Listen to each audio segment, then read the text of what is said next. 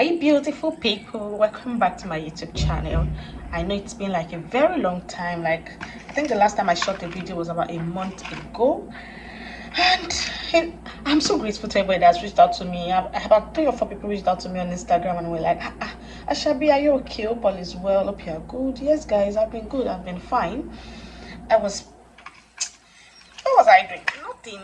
I was just being lazy because I had a lot of content I had outlined I was going to do, but I don't know why I was not able to do it. I don't know. I was just having this, those moments when you don't just want to do anything. Yes, those were the periods. Oh, see me, see babe. Guys, I look gorgeous, right? I know. Thank you. Okay, guys. So this video is just going to be like brief because I just want to address some things. Some people reached out to me and were like, they want me to they want me to answer certain questions. Plus, on my YouTube channel, on our Telegram channel, I wanted to do a question and answer, and a few people dropped a few questions and answers for me. So I'll be going through the group and responding to some of those questions. Okay, guys, so let's get right into it. The first question I'll be addressing is someone that said, is it advisable to come with my family when I'm coming? Guys, I've said this before and I'm just going to say it again. See, even if you are moving to another country that's not even Saudi Arabia, maybe United States, United Kingdom, anywhere at all, it is always advisable for the applicants to go there first and see how things are before bringing your family over. Especially in Saudi Arabia, that does not provide accommodation for nurses and their families. Though when you arrive, I think they might provide for a few days. But I don't think it is wise for you to come to Saudi Arabia with your family immediately. I don't think it's a good idea. When you get here, you can always make arrangements to bring them over. Secondly, I know people always, there's this thing that Saudi Arabia is a cheap country to live in, no taxes on your salary. Guy, that is false information. This place is a very expensive place to live in, and I'm just telling you the truth.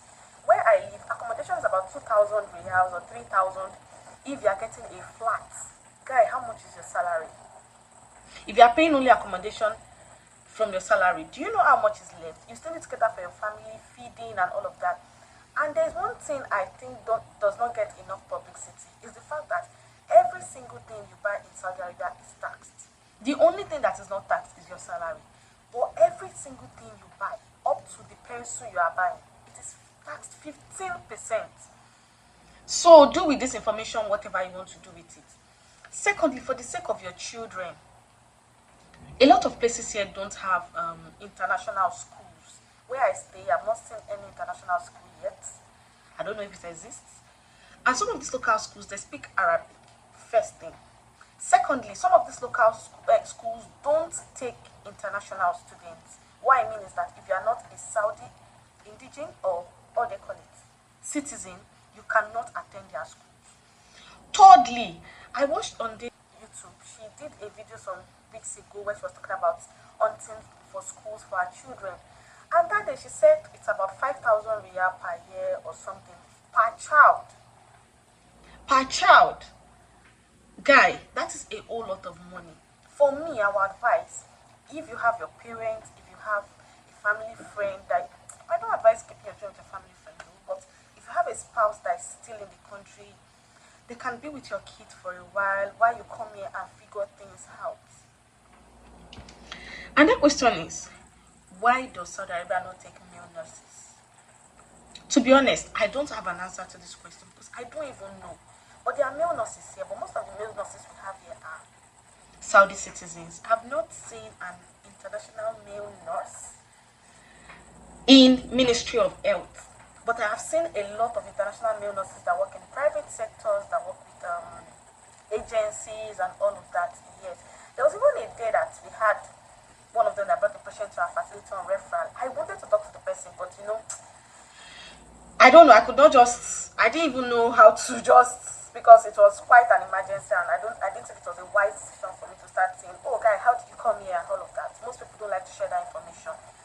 But I spoke to one international nurse, Sudanese, that works with one of these private sectors. came here the other day and she was like, oh, it's the same way we coming through agencies, they're coming through agencies.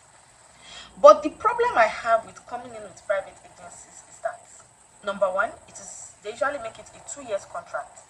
If you're not coming here on a 2 years contract minimum, yes, that's the minimum. So I'm even making it 3 years now, so I'm making it 5 years. And for me, I don't know, due to the fact that you can't bring your family and all of that, I don't know, you can just make with that information what you want to make with it. And the guy was like, in fact, someone was even angry in my DM some days ago. Why are they not taking male nurses? This is what did he call it? This is discrimination. I said, they don't send you. These people don't send you. I think they have their reasons for not taking male nurses for now. I don't know why. I feel because of their women. I don't know. I don't want to give an information on something I'm not very sure about. But guys, if you are a guy that wants to come to Saudi Arabia, go to LinkedIn, set up your page. In fact, last week, someone was like, how do I look for jobs on LinkedIn? And I wanted to start making the research. And I was like, no, why do people want to be spoon-fed? I already gave the information. Go to LinkedIn. The first thing I expect anybody to do before reaching out to me is to create a LinkedIn account, set it up, create job alerts for the country they want to go to, the kind of job that they want. This is when I know, oh, this person is a serious person. Then from there, I've applied to about 3 places, I've not gotten any offer. Then I'll start thinking like, okay, what can I do? Let me reach out to a few people that I know came in through the LinkedIn route. But guy, I can't be doing all the whole waka things for you. I can't. I really can't. You need to just do a lot of research for yourself and all of that. Now, the last question I'm going to answer is, what are the challenges you face since you moved to Saudi Arabia? I think this one deserves a whole video on its own because, guys, it's been a lot for me. For me personally, it's been a lot. First of all, when I arrived here, I battled with my health, I battled with my life. It's not even health now, I battled with my life because the weather and everything was so harsh. There was even a time I could not even breathe with my nose. I don't know if some of you, my WhatsApp friends will bear witness of times I was always on oxygen, I was always nebulizing. Guy, it was a whole lot. Number one, that was the first thing I faced. Till now, I still don't feel better. And now that the weather is changing, it's worse. I went to the vaccine yesterday and guy, my hands are on fire. I don't know if it's going to protect me when the cold season comes. But that was the first thing that really challenged me when I came to Saudi Arabia, my health. In fact, there was a time I even collapsed at work because I was not even breathing. The only thing was, we had a patient that day. Let me just chip this in slightly. We had a patient that day. She had just delivered a baby. They were taking care of the baby and all of that. And the next thing was, I just felt like I was cut off. My respiratory system was cut off. I started feeling dizzy. And before I could say, I was talking to my head nurse. I went to her, I was like, ma'am, I'm not okay. Before I could land, I'm not okay, like this, boom, I was on the floor. And that was just it. So, I don't know, I think it really gave a lot of people a scare, like, are you okay? Maybe you have one medical issue. I didn't have any medical issue before I left Nigeria. People that know me in Nigeria know that. In fact, the last time I visited an hospital in Nigeria was years ago, maybe when I was a child. Aside maybe few malaria once in a while when I was in school and all of that. I am not a sickler. I don't have no offense, please. I don't fall sick. I don't have any medical issues. So that was the first thing I battled with. The second thing I battled with was fitting in. Guys, it's very difficult to fit in here. As someone that was freshly out of college, I was a freshly baked nurse. If you don't know, Saudi Arabia is my first job ever.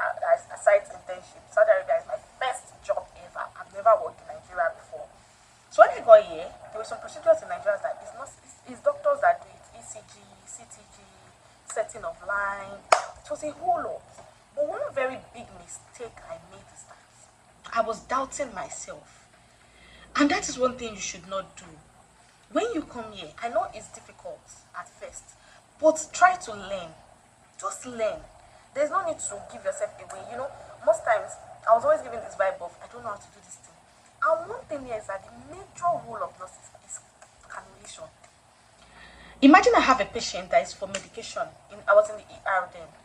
A patient for medication. I can't do anything for that patient except I put in a line. So I had to go and beg him, please come and put in the line for me. Come and put it. Thanks to my Nigerian sister that was here at that time. She was always like, guys, stop it, do this thing. do this thing. In fact, there was a day that we had a patient, and that was my second or third day that I arrived here. We had a patient, and I just went in there quietly and I said, "Len, it was perfect." She was like, "You see, don't doubt yourself."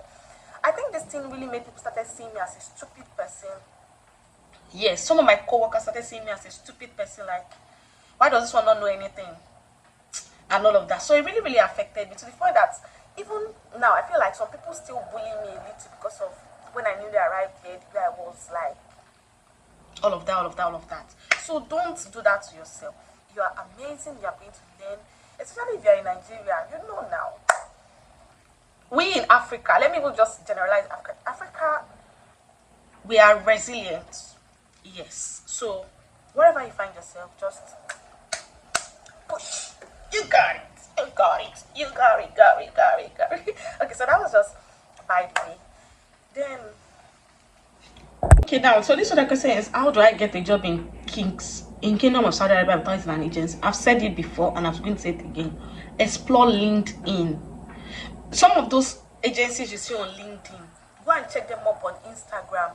Reach out to them, message them. In fact, there was even a lady that told you that she only just updated as LinkedIn that she's searching for a job in Saudi Arabia, and they started reaching out to her. So guys, it's not that difficult as long as you're already putting the work. Then secondly, please, I want to appeal to us. I understand the way Nigeria is, or wherever we are. I understand the struggle, I understand the need to migrate, to make money for our family and all of that. But please, cut out this desperation. I beg you. Otherwise, you will not only just lose your money, you will waste your time, you will waste your energy, you will waste your resources. And secondly, if you are working on moving to Saudi Arabia, and Saudi Arabia is the only pathway you are working on, you are wrong. You are very, very wrong. You should not be putting all your eggs in one basket. You should not put in all your eggs in Qatar is there, Dubai is there, there are a lot of other Middle East countries that you can do your own research on how to move there.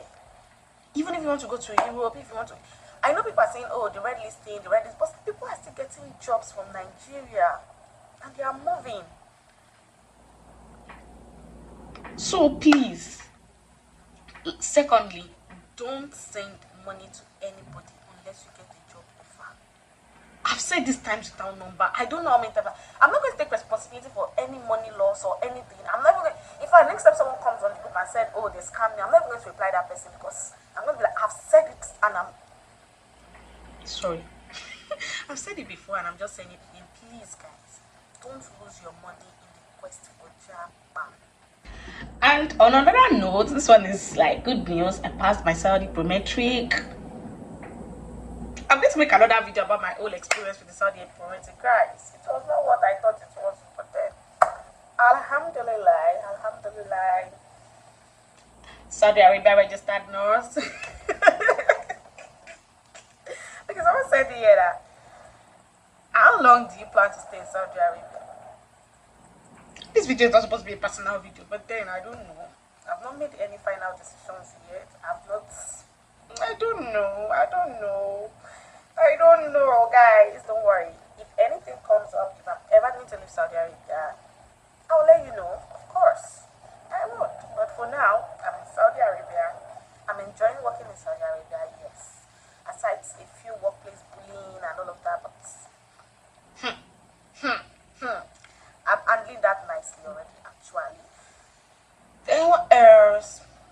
I like it here, but it's not like that though. I miss Nigeria so much. I miss, listening to live band, eating amala and abula. If you knew me in Nigeria, I was an happening person. So this whole place, I've just been trying to make things fun for myself. I've been going out a whole lot.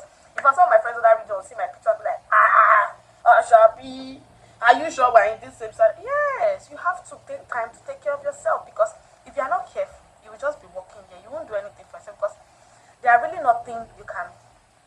Most of the money people make here is being sent back home to Nigeria, because what do you need money for? If I sit down now to calculate how much I've spent since I got Saudi Arabia, like myself, because there's free accommodation here, which is supposed to be the major money sucker. Then feeding, they provide 10 square meals daily, although lately I've not really been eating their food. I've been buying my own foodstuffs and all. I came with a lot of foodstuffs online. In fact, I still have do yam since February. I still have semolina. I still have vegetables. I still have dried ugu leaves. I still have ogbono. I still have egusi. I have a lot of things that I brought from Nigeria because I came here prepared. So I've not really been, except a few times. I don't even think I spent up to like accumulating 1 month salary on myself, aside when I paid for my exams and all of that. So you see, that's what people see when they say Saudi Arabia is cheap. They don't see the fact that if you are here with your family, guys,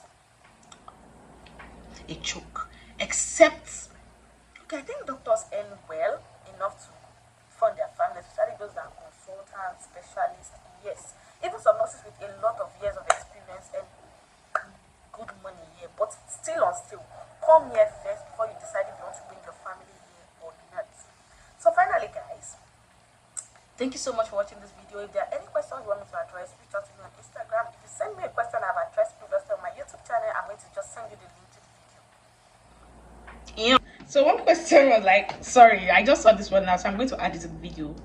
What was your biggest shock when you arrived in Saudi Arabia? I guess, guys, the biggest shock was when I realized that the healthcare, 90% of the healthcare professionals you'll be working with are not Saudi citizens. Like, you'll be working with a lot of Indians, you're working with a lot of Philippines, you're working with a lot of Sudanese, you're working with a lot of Africans. If you are lucky to be in a place where the African community is tight, you meet a lot of Ghanaians, you meet a lot of Zambians, you meet a lot of Gambians, you meet a lot of Nigerians. But currently where I am, the population is more of Indians and so when I got here and I said, really? So this place is not even really like that. Then yeah, that's just it. I've not had any problem with any Saudi person or any Saudi related. Most of the issues I have are usually with co-workers and all of that. So when I talk about the bullying, it's not from any Saudi individual. It's people even saying then I'll be having a chit chat section with the nurse designer. I think the video will be uploaded on our page. Whenever it's out, I'll post it in my community. Feel free to go there because I'm ready to just be honest. I want us to have this conversation. She wants us to talk about my life. She wants us to talk about my career. She wants us to talk about me. And you don't want to miss it. Bye. Oh my God, I just feel myself. Look at me.